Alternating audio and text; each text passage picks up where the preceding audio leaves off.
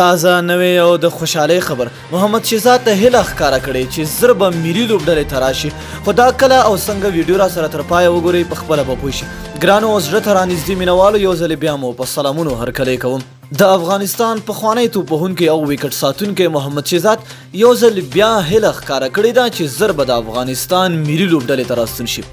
نوموړي په ټي 18 یا لسوریزه سیالیو کې د ډیګن ګلیډیټرز لوبډلې لپاره لوبیږي چې تېره ورځې په لوبه کې توفاني توپوهنه ترسره کړه او په 21 توپونه یې 50 منډې ترلاسه کړې له دغه لوبې وروسته نوموړي د خلیج ټایمز ورځپاڼې سره په خپله مرکه کې ویلي دي چې افغانان یې لوبې څاري او په دې هیله دي چې له یو کلن بندیز وروسته به بیرته د افغانستان ملي لوبډلې کې ولوبیږي محمد شهزاد باندې د افغانستان کرکټ بورډ د اصولو نه د سرغړاوۍ له امله یو کلن بندیز لګېدلی و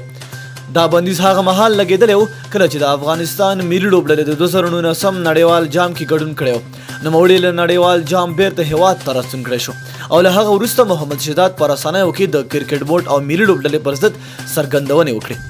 خو محمد شهزاد باندې هغه مهال یو کلن بندیز ولګېد کله چې نوموړي په پاکستان کې د پاکستان کرکټ بورډ په یو رسمي اکاډمي کې ولیدل شو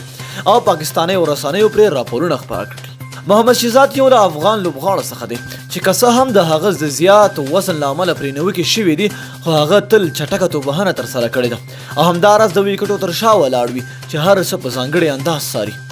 نوموړی نه یوازې چې ښه توپوهنه یې ترسره کوله بلکې په میدان او ډریسنګ روم کې هم ډیر ټوکي و او تل به یې د لوبغاړو پر مخونو خنداوې خپرولې نو دوستانو که تاسو هم چېرته د محمد شهزاد مینوال یاست او غواړئ چې محمد شهزاد بیرته ملي لوبډلې سره یو ځای شي نو لاندې په کمنټ کې ورته یو ښکلې جمله ولیکئ تر بیا او بل ویډیو د الله په امان